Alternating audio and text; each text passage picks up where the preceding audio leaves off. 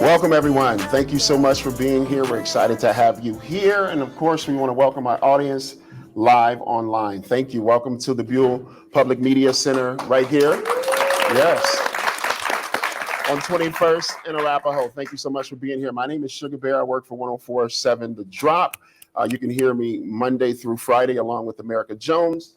We call ourselves the Morning Drop, so we implore you to tune in. We are super excited to be partnering with MSU Denver and the Department of Chicana and Chicano Studies, who are celebrating their 52nd anniversary as an academic department at MSU Denver. Proud to co-sponsor the conversation today. This is amazing. They're especially proud to show their support to MSU Denver alumnus Michael Diaz Riviera, former Journey Through Our Heritage program mentor, and his dedication to values of equity and justice, and his commitment to service to Black and Brown communities everywhere and community members. At this time, I'd like to introduce my co-host, or our co-host.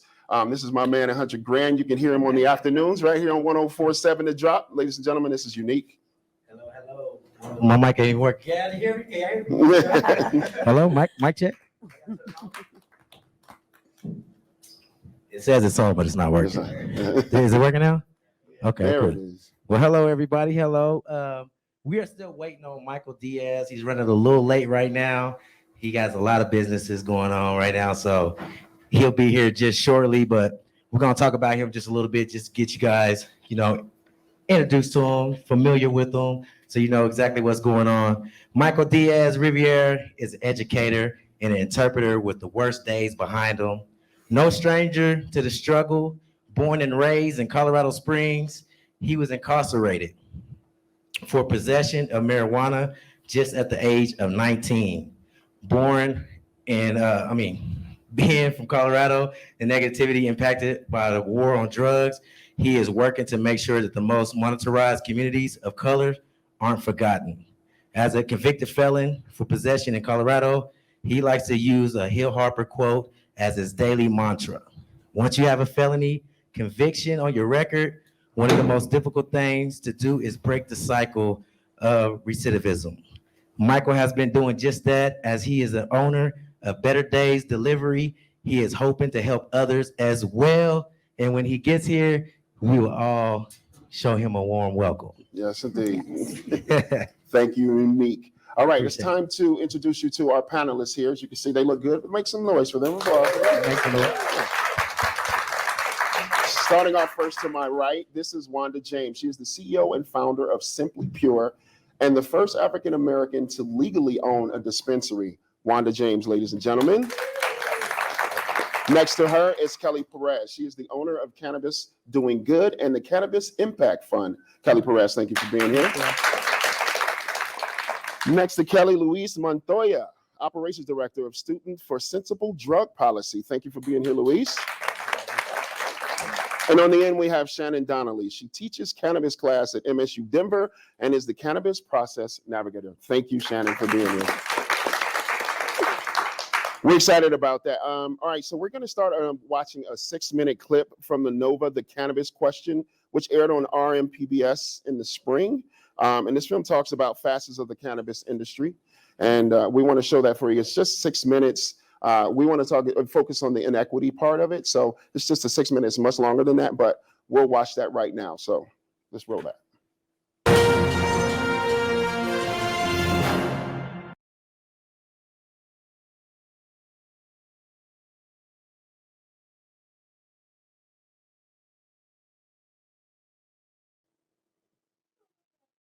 Wow, that was amazing. So we implore you all to go to Rocky Mountain PBS's website, rmpbs.org, to watch the full documentary on that, The Cannabis Question. Just search that in the search bar. So let's get the conversation started. You guys ready? Yeah. Okay, so when you registered for this event, a lot of you were asked if you had a question that you wanted to ask our panelists. So we're going to get through some of those. And then towards the end, Unique, and we'll have someone with a microphone if you have a question as we go around that you want to ask our panelists. But the first one's for you, Wanda. And this one is from Manny. Why can't people of color seem to stay in the cannabis industry? I was in the industry for 2 years, but I never felt that passion to fight for what we've had to overcome. I was personally affected by the war on drugs, and I thought it was my calling when I was in the industry, but the environment fizzled and things became corporate. Wanda, you could give us 2 to 3 minutes on an answer about that? So there's a couple of things on that question. The industry here, and I'm assuming, who's Manny? Is he here? No. So I'm assuming that you were here in Colorado when this was happening, and the cannabis industry in Colorado. So my husband and I have been licensed for 13 years. For 7, 8 of those years, this was black cannabis. That's it, just us. So when you're going to these meetings after meetings after meetings, it is white guy, white guy, white guy, white guy, white guy, and a certain type of white guy. It wasn't even a differentiation of the white folks. It was all the same person. So it would have felt very daunting, and that you weren't a part of it. And then trying to make it work because you're fighting the federal government, you're fighting banking, you're fighting excess regulation, you're fighting, I mean, it was ridiculous as we moved through this. It's gotten a little bit better, but not much. And I'm sure Michael can probably talk a little bit about that. But the corporatization of cannabis, let's be real, folks, it's going to happen. Curaleaf did $1.3 billion in sales last year. That is going to happen. Just like in the world of restaurants, the Cheesecake Factory exists. It doesn't mean that, you know, your hamburger company can't succeed. You've got to figure it out. And that's the most difficult part about this industry, is there's no do A, B, and C, D, and you can get to A, B, and C. It doesn't work that way. It doesn't work that way. Before we continue, I know Unique has a question. Welcome to our panel, Michael Diaz Riviera. There he is. Now,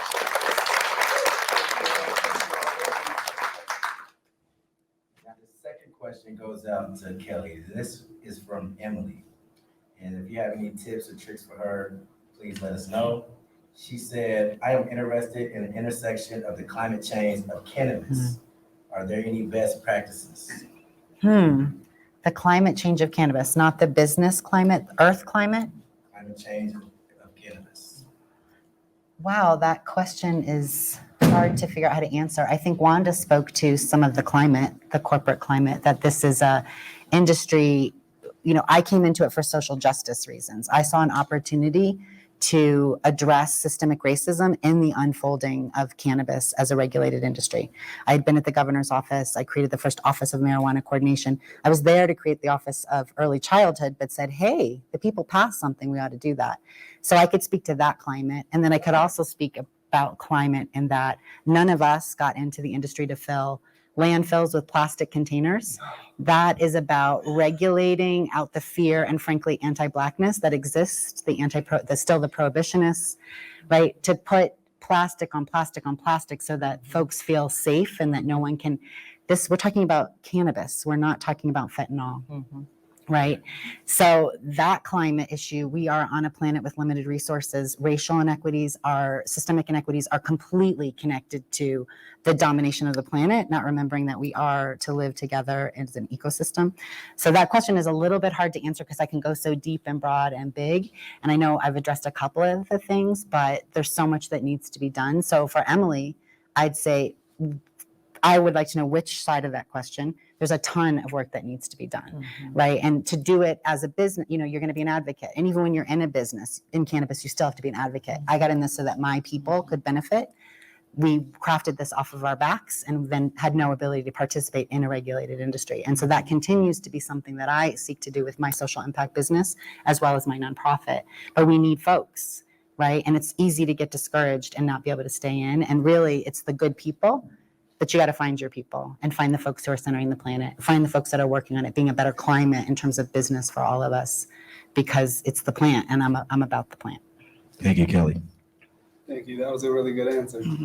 Our next question comes from Dan, a crowd member. And actually, we'll have it for you, our brother from Students for Sensible Drug Policy. When else in history has there been similar social inequities? And was there a resolution that we could learn from the past inequities? Well, you know, the fight for equity and the fight for equality is not linear. It is cyclical. If you look through the entire history of, throughout the entire American history, we see that it has kind of always been a push and pull between establishment and individuals fighting for equality. We actually don't have to go that far back to look at examples of specifically the ways that cannabis prohibition has been effectively addressed. Because we focus a lot on young people who use cannabis and making sure that they have appropriate protections, I would point you to Connecticut. Connecticut recently legalized their cannabis industry. Same issue, here in Colorado that folks were fighting 10 years ago. Discrimination, incarceration, just like violence against people for using cannabis. And in creating an industry, they didn't want this industry to only be an opportunity for,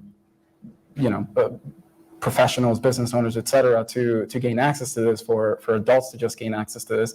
We also made sure and demanded that schools implement policies to make sure that cops do not arrest young people. Anybody under the age of 20 cannot be arrested for cannabis in Connecticut because of the bill that we pushed for.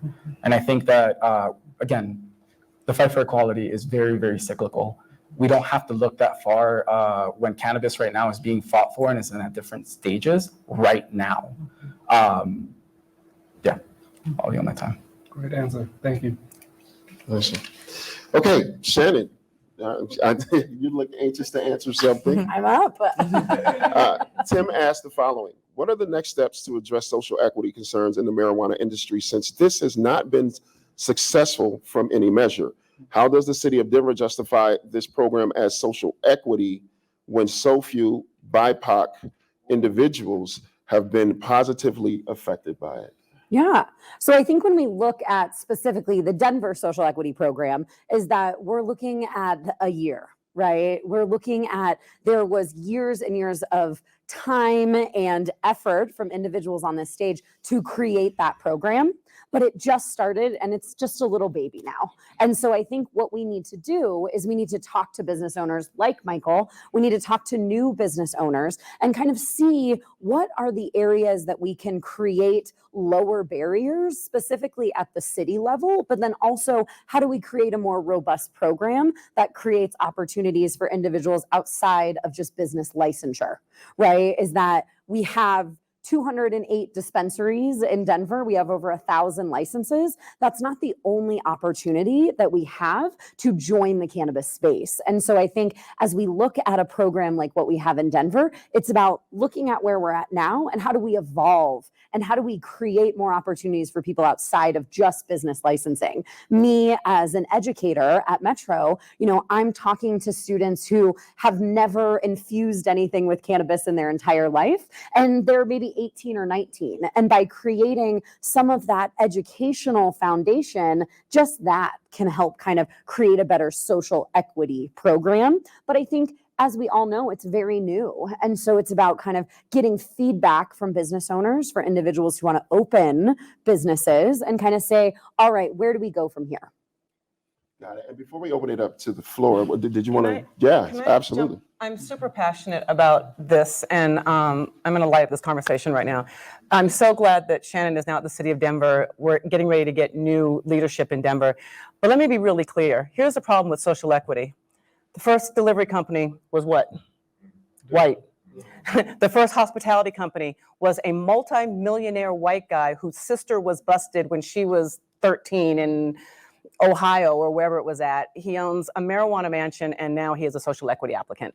The first social equity dispensary went to a white woman. So this is the problem with social equity, because we can't come out and just say, this program is made for Black and brown people in Black and brown communities because it is the communities which have been harmed. This is not a program for white people. And if you are white and you are applying for social equity, shame on you, because we do not need more white owners in Colorado. This is the problem with social equity. And a program created and we made it, we're part of the people that made it happen, is never going to make the repair, right? It is a successful social equity program isn't a program, right? It's that the demographics shift on who owns and is able to make money in the space, not a diversity effort, a social equity program based in the historical context of the war on drugs and policy that repairs that harm, which is educational, housing, access to food, all of the real things that a systemic racism has brought because it was Black-based policy. Yep. But we can't fix it using race because white folks sue. So we need everyone engaged to say that, no, that's not what's going to happen. We're going to have the outcomes that we're seeking. And yes, we have low numbers of people of color in Colorado, but we want to see what the proportion of arrest rates connected to demographics. It's ours. We want an opportunity to operate in it. And if you're a social equity applicant, qualifying person, if you think a government program is going to be the thing that gets you to be a successful entrepreneur, it's never happened in the GI Bill, but only white folks got that, honestly. And I'm gonna bring people in and let's solve this together. But let's be really clear-eyed about where we're at and that it's deep and it's systems of banking and housing and not having representative politics. I mean, so many things. So a successful program is when we all push for it. It's not good enough until it looks like where it came from and then we're honoring communities and building wealth. Anybody else want to tag on to that? Policies necessary, but not sufficient to solve the problem. We need all of the things: consumers, business owners, policy people, advocates, customers. We need you to buy Black and brown weed. Awesome. So now at this time, we'd like to open the floor. If you have a question for someone, Unique has a microphone. Please stand up, state your name, ask a question, and then our panel will address it. Sugar Bear, can Michael answer? Yeah, while Unique passes that mic around, I want to say that's exactly what this event is for. It's called the Cannabis Question because we want to get these conversations started. We want to have these tough conversations that oftentimes people won't have, and this is just a place to start it. Like she said, we all have a place to play, whether business owner, community member, we all have a place in making this more equitable, and so all of your voices are needed. So let's have questions and dialogue. Thank you. Great, thank you very much. I don't think this thing's really on, is it? Doesn't, Yeah. It doesn't sound. I think they can hear you. Mic check. See, it's on. You gotta use your voice a little bit. All right, I'll just be louder in here then. So my name's Tim Cullen. I'm one of the owners of Colorado Harvest Company and one of the founders of Go Harvest. I'm also a white man. And my understanding of the social equity program is it has nothing to do with race. It's social equity because it's based on socioeconomic opportunities that people had. Wrong. I'm Wanda, so sorry. you can disagree with me, I but that's not what absolutely the, disagree. It is. it's not what the criteria are. You know, I don't care what The criteria is. where you You're grew not up, listening, and this they is are the where problem. you grew up. You're Wanda. not listening, and Wanda, this is can I the just problem. ask my question? Ask your question. Thank you. So This I'd like is to the make a problem with point cannabis, that right here. this You're seeing program is dividing us, not bringing us together. No, you're dividing this. No. I am not. Social equity is about bringing together this community in order to make opportunities, Wanda. It's not That's about, absolutely not it. And you are so wrong right now, and you are proving what the problem is with cannabis Wanda, right what now. are the three And this is criteria for a triggering. social equity candidate? We had to craft the criteria. Oh, What my are God. they? What are they? So it wasn't. What are the Hold up. criteria? Let me tell you why it was. Ward Connolly in 1996 started Prop 209 in California, which prevent any race-based program. If we could, this program would say that social equity is for Black and brown people who are harmed by the drug war. It doesn't say And we that. can't do it. We No. can't It do doesn't it say that. because of Ward Connolly in 209. We know it doesn't say it. Dear The God. intent is, it could be there, but How that's. are you that's going to not tell what Black the and brown people what the intent I was? am not the social equity candidate. Oh I am my not. God. I am not. Oh I'm just, my God. so just Sir, relax for 1 second. but we are the Can- folks I that would like had to the ask my intent because question we here. crafted the policy and race was not allowed to be a criteria. If Okay, it were, so it would race is be not a criteria. if Because it's the not part drug of the war was criteria. Wow. absolutely. My drug question wow. is really for race-based. Just Shannon. wow. My question is for Shannon, and that is, did anyone who crafted this policy sit down and do this math? We have been running Go Harvest now for over a year. We were one of the first ones into it. Our busiest day of deliveries is 50 deliveries. Shame on you. When we do 50 deliveries, if we charge $10 per delivery, at the end of the day, you're asking these social equity candidates to invest their own money to make $500. That $500 has to go to paying for the cars, which you can't get a loan from a car company for, has to go to paying $20 an hour to a City of Denver employee who's going to actually do it. At the end of the day, you're paying for your insurance, you're paying for your cameras, you're paying for all these aspects. This program is social equity in the sense that it says it's social equity, but it's a ripoff for everyone who's participating We in agree. it, including me. Yeah, you We got a actually question? agree that it's Well, yeah, flawed. Yeah, has anyone done the math on this program? agree. Yeah, we that have it's done the flawed. math, and we all said that the social equity that the delivery program wouldn't work. We fought It doesn't work. excuse We me, agree. excuse me. We fought the city of Denver not to do just social equity for delivery because we knew that that was low-hanging fruit and it was going to put people like Michael in a situation where he was not going to make any money. We wanted to see social equity happen for dispensaries, for cultivation, where the real money is. And the fact that you got a social equity delivery license is a crying shame. My company is Crying shame. Do we? We agree with you that the policy is flawed. Policy is Policy's necessary flawed. and insufficient. And so you're going by the letter of the law, but we're telling you what the crafters intended, which was to create racial repair for a race-based policy, the drug war. So we know economically, I'm not an economist. I did the numbers, Michael knows. I was like, I don't see it working. But None I'm of us not did. a brilliant business person either. The policy is necessary, not sufficient, but we really got to center the conversation on social justice. And so, sir, I know you have opportunity, and I appreciate you bringing the question because you're right, that needs to be fixed. But none of these things alone can solve, and the pushback from white folks is hard for us. We want to call in It's and have us insulting. It's all not hard, it's insulting. call for justice. Now we're gonna be All able to call for have more justice. time to talk about these questions. We're gonna see if there's anybody Wow. else that want to have any Just wow. questions. We're gonna have time after this outside to have more of this discussion. Just wow. Does anybody else have a question? Fucking We shocking. promise to go easier on the next question.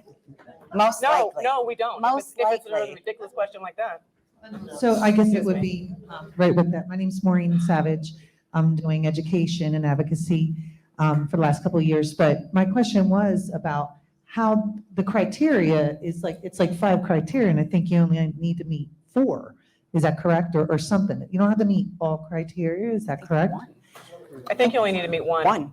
Oh, so you only I need think. 1. And you had to And leave so race out. there's right, and there's the little or the huge window to then the first, I think it was Duba, right? For delivery and stuff, because I was on a webinar and I was like, why did he get this license? Yep. And so that's how they get through, is Yep. because you only needed 1 out of 5 criteria? So if you were white and arrested and, living in Beverly Hills when you were 17 years old, you can be a social equity applicant. Your dad can be a multimillionaire and you could have spent no time in jail, just got arrested.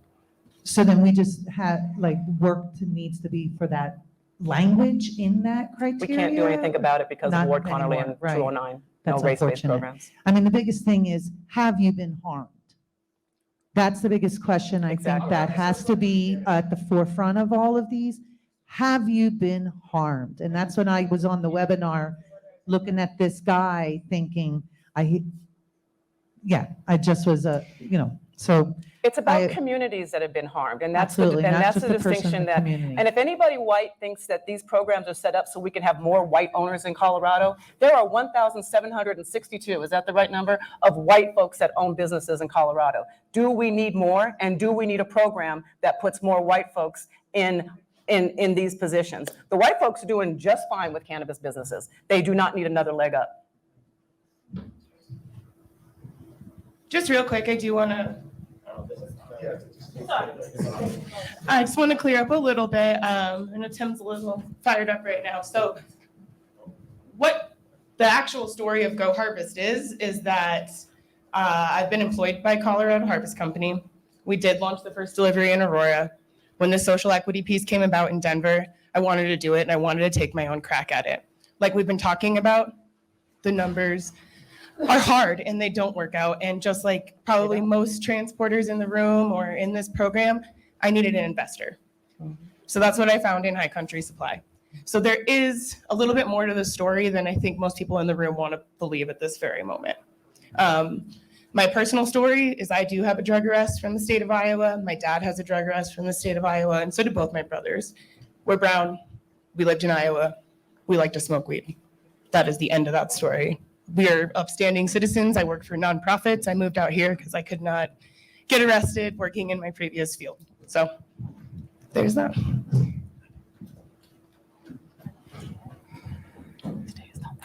Testing 1, 2. All right. Hello, ladies and gentlemen. My name is Amadeo Miera. I'm a social equity client. I have been affected by the drug on war, changed my whole family here out of Denver. So I got my social equity finance suitability last November. So just to put some context too, we only have a year to actually put a license to ourselves, or we have to do the whole process over. So already that's a situation, because unless you find zoning for property, which I'm really realizing this is like a real estate game. Like McDonald's, it's not about selling hamburgers, it's about real estate. Kind of same with this. So you might want to find some real estate people and access to capital. That's really what I'm finding, is access to capital. And so you do have to find investors. But I will say this, if anyone comes at you for 49% of the rest of your stake for just dropping some coin, stay away from that. It's a terrible, terrible, bad deal. 49%, you shouldn't be getting that. You should be getting way more than 49%, even if as an investor. So that's predatory. And that's what you have to get used to a lot, is a predatory situation. And this isn't perfect, the social equity program, but it's really about performance. It's optical. There's really no teeth into it all. I was gonna come into as delivery. I did the math, you can't make it. I ain't definitely letting no one take 49% of my side at all, ever.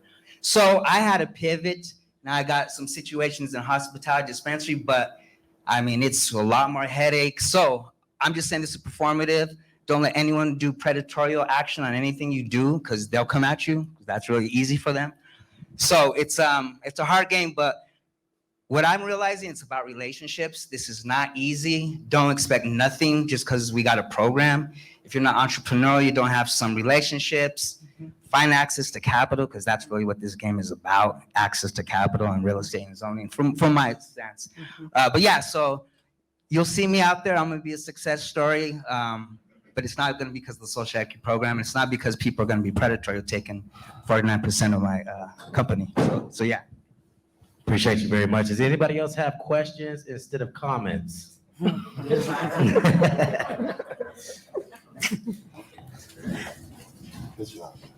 happening? I'm Mailman.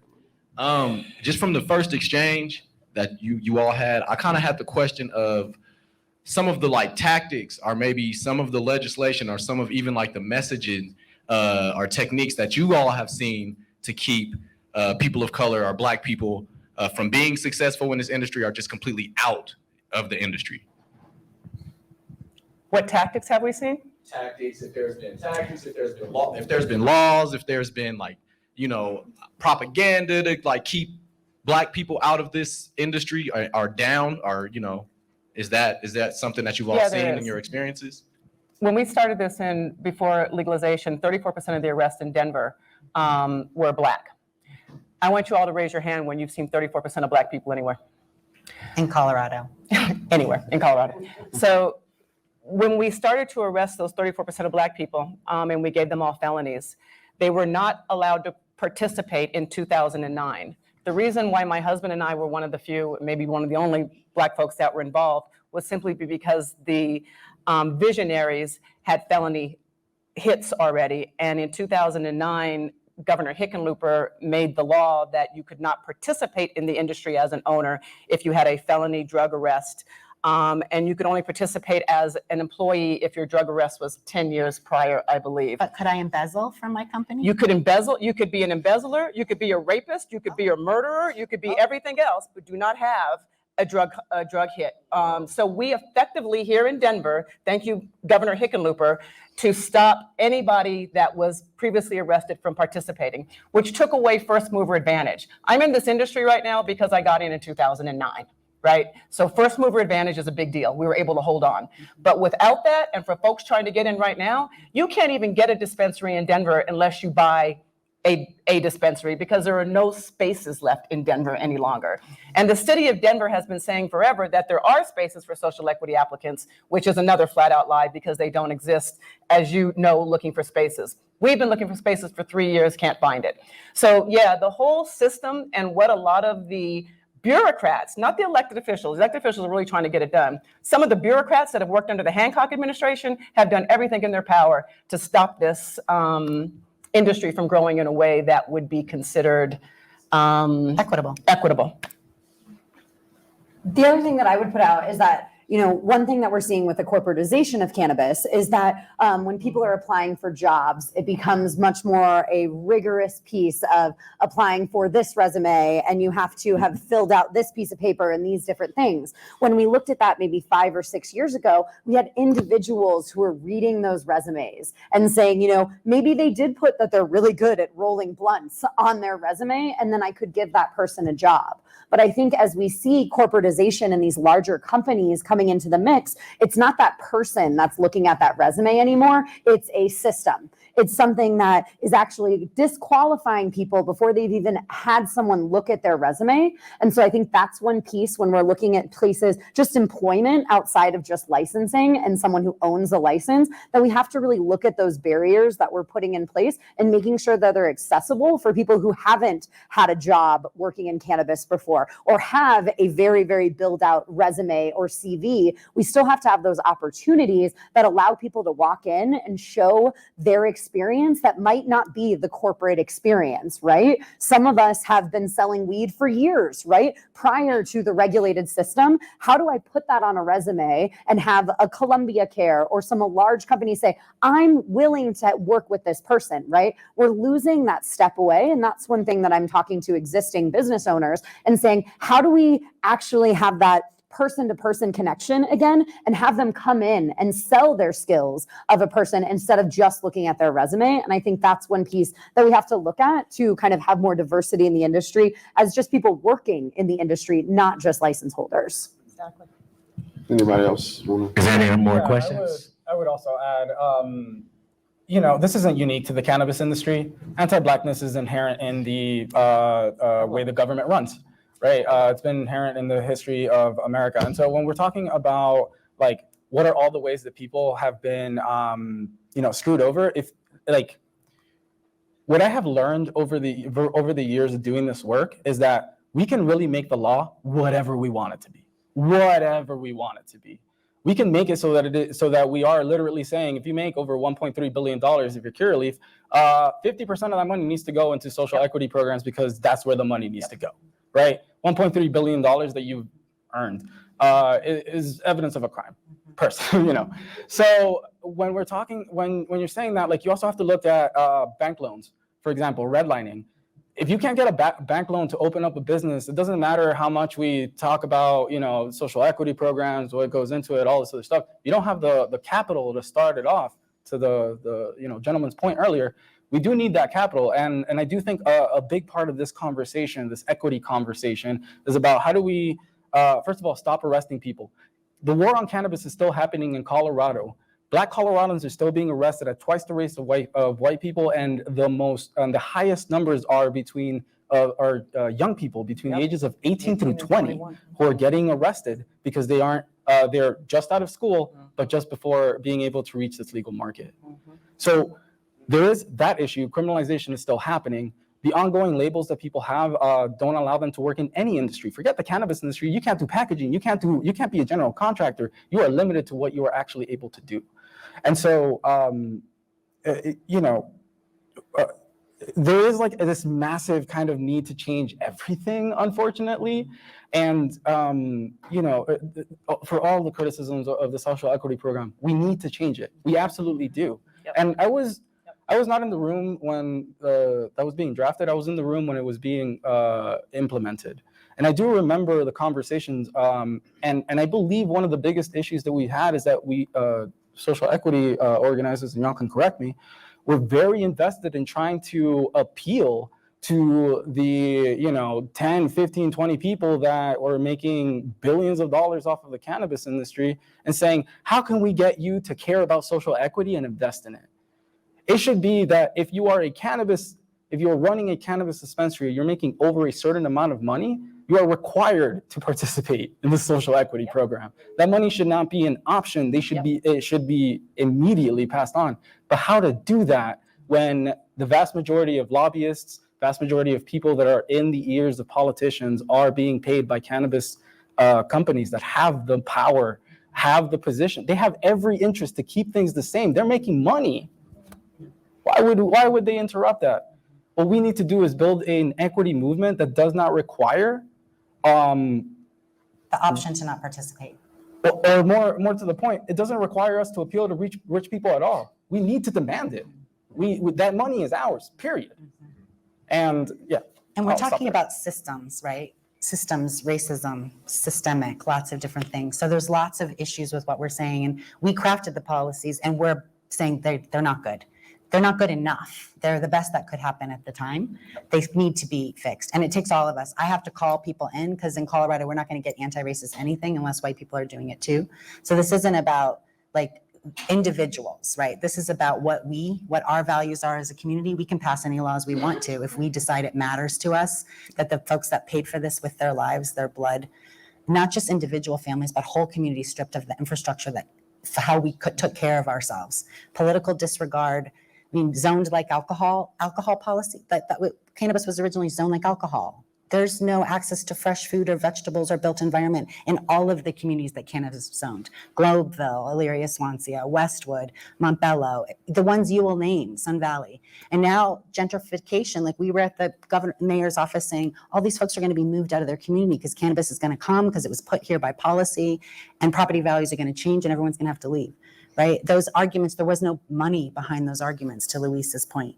You have to have lobby, and the lobby for the people, it's like we're running businesses and trying to be the lobby for the people, right? Not to win individually for me to operate, but to figure out how to get the people that this came from, the privilege that we have to do it, how to get folks operating. So it's not about someone, individual white person, it's about systemic racism and anti-Blackness as a public policy used in America since America. Right? So we need a lot of change, and you can be wrong and make a mistake. We want progress, not perfection, and stay in the game even though it's hard. Even if you need a helmet for some of the conversations, it's because the stuff matters. It's not light, and we were the intenders, so we know what we intended. Thank you. We have another question over here. You good now? They answer your question? You sure? It's up to you. No pressure. He's safe. He's got it. Hey. Sorry, I forget. Luis? I'm sorry? Luis. Yeah, Luis, to follow up on Luis's comments, I think he's right on. So what is the opinion of the panel of the social equity provisions that are within the two Senate bills currently being ran, right? The Marijuana Opportunity Reinvestment and Expungement Act, otherwise known as the MORE Act, and the Cannabis Administrative Opportunity Act, or the CAO, both of which have social equity provisions that would take half the federal tax collected and reinvest it into small business administration loans specifically for social equity candidates. It's amazing. We've got to get something over the finish line on the federal level. It's absolutely got to be done because we can't continue on. None of the cannabis businesses, white, black, brown, or purple, can continue on the path of which we're moving. And without banking, do you all know that we don't have banking? Does everybody know that?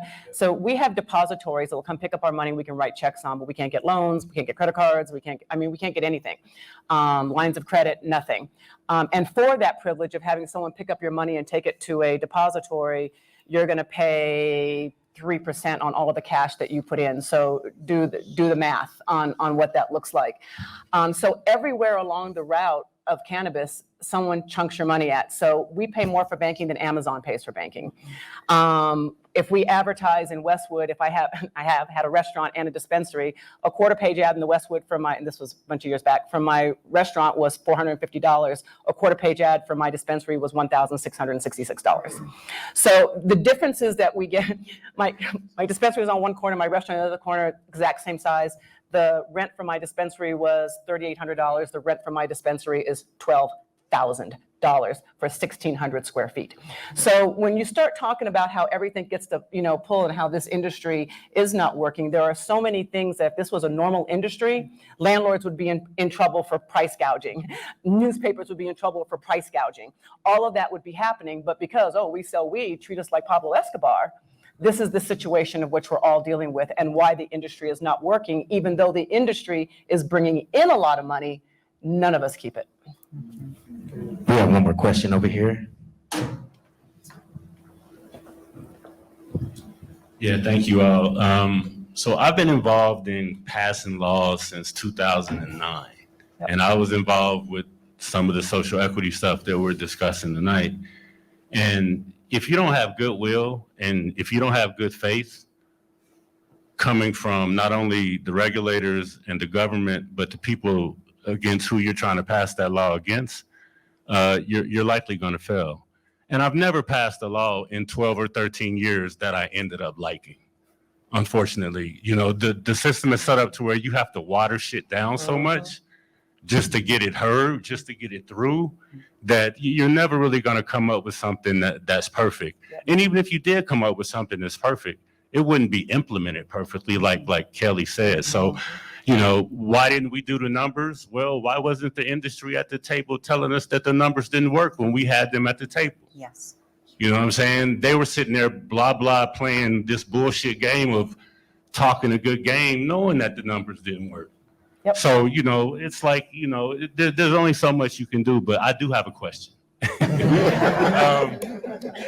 So this whole equity thing, like, I didn't even want to get involved in the equity thing because I was like, I'm not a career counselor. I don't care who's making money. I came from a school of criminal justice reformers that were trying to take marijuana out of the toolbox of police, right? Yes. And so we were looking at marijuana legalization as the beginning shot to end the drug war in general. Yes. Our whole goal was not just about marijuana, cannabis, and all this shit forever. It's about, this is the first shot that's going to establish a true public health approach to deal with drug use and drug possession in this country. And yeah, that didn't happen. But at least we saw in Oregon, you know, they have a all drug decriminalization bill. So my question is, instead of messing around with this equity discussion that, you know, annoys me to no end, and I know it annoys a lot of y'all too. But look, equity is necessary because marijuana legalization has the ability to make structural inequity worse in a certain state or in a certain jurisdiction. So marijuana equity has to happen. But I'm wondering if the industry is better suited and it'd be more beneficial for people across this country if the idea of legalization actually did what I hoped it would do in the first place. Yeah. And that was to end the drug war as a whole. Imagine if we had the power of the cannabis industry looking to establish a public health approach to deal with fentanyl, to deal with cocaine, and so on and so forth. So I guess the question is mostly like for Luis and Michael, do y'all think the industry should go in this route or, and at the same time still deal with equity? And maybe which do y'all think is more important? But actually, I'll just open that question up to any and everybody on the panel. Michael, you want to kick us off? Yeah, I can jump in. As a practicing abolitionist, I don't think any more money should be going to the police.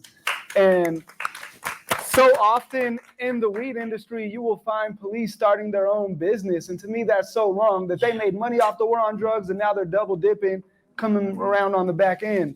Even like the education system, if we're using cannabis dollars for education system, we should have transparency about that. So caution about this My Spark tax. I won't get too much into the politics, but I'm a former educator, and I just want more transparency about the money that's going into our schools. So stay tuned about that. And yeah, sorry, I'm gonna rant. I love it. Yeah, I mean, I think that we do need to be moving in this direction. I don't know if the Colorado cannabis industry specifically is a good example of what a legalization model should look like, but we should be moving in the direction of establishing better public health, not just for cannabis, but for all drugs. People use drugs. They use a lot of drugs. Right now, a lot of young people are dying from overdoses because of a contaminated supply. You can no longer just care about cannabis. You have to care about fentanyl. You have to care about benzos. You have to understand it. Not because you need to use it, you know, it's your choice, but you should understand it because people around you are using it. Maybe you are using it, and it would just be beneficial for you to know. But like as a society, one thing that we have learned with cannabis legalization is that like everything didn't fall apart in the ways that, you know, Reefer Madness was going to tell us, right? No werewolves anywhere, right? You know, we have to understand that a lot of the fears, a lot of the concerns when it comes to cannabis, when it comes to like, oh, we need cops because cops for whatever reason are framed up as being helpful. None of that has been shown to work. Anywhere that we see prohibition happening, we see people definitely using drugs. We see people using drugs very dangerously, and they're not getting the proper care. They're not getting the proper education, and it just kind of becomes this very clustered, very I don't know. Sorry. Can I There's jump on definitely that? a lot there. Can I jump on that? And being just about cannabis is pretty anti-Black, right? Right, because now people wear ties and suits and can get money. So then, no, if you separate those things out, anybody in cannabis needs to be fighting to end the drug war because it's still happening. And the way the law was passed here that prevented anyone with a drug felony from being able to participate, the folks who did that weren't thinking, let's keep Black people out. Let's be clear, right? Most, couple maybe. But policy passes that holds up the systems of oppression that are going great. So the conflation of Black with rapist, with oversex, drug doer, murder, and reefer madness, that stuff is still being used. It's still being used now, so why we can't vote, right? It's the same thing. It's an economic engine that works for the people in power to support the, prison industrial complex, try to buy a product that's not crafted with prison labor, right? There's so many issues here. So don't just think cannabis. We need it all. We need our kids cared for, right? We need public health approach, harm reduction. And so this is a separate conversation because this economic engine didn't value that so much. People did. Artway, thank you for your work, seriously. But the economic engine, when has capitalism really worked for us? Like, oh, that's working perfectly. Which system are you benefiting from equitably? None.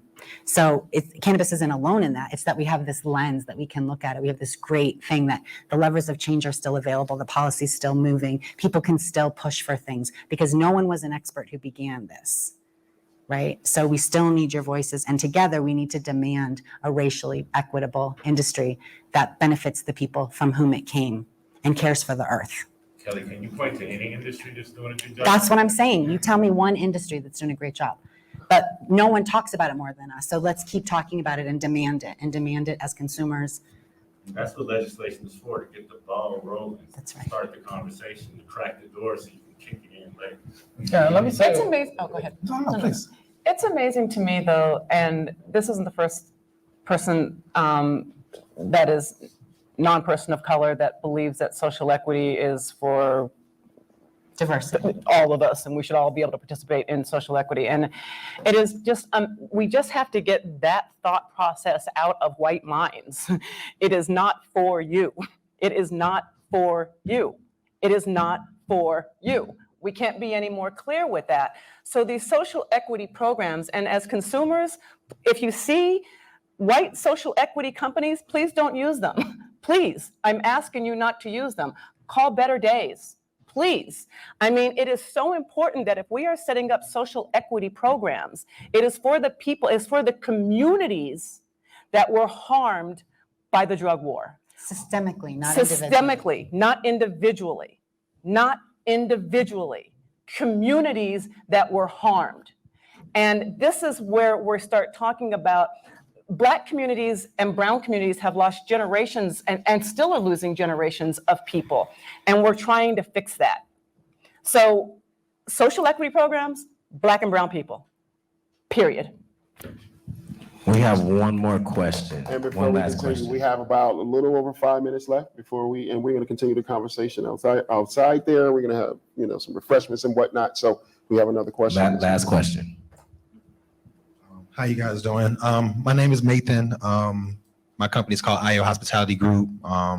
More looking into more the hospitality side, but my question is more rooted from me coming from the South, raised in Georgia, raised in Africa, went to school in Alabama. So all I know is my people, right? Whether it's the original ones or ones here in America. So from the standpoint of coming in now and trying to add value, where do you guys see with what's on the books now? And for me, tokenism is kind of the way America's always been. So this program kind of being kind of a little bit of tokenism, where do we see ourselves going in 2-3 years, right? Where do we kind of strategically, realistically want to be?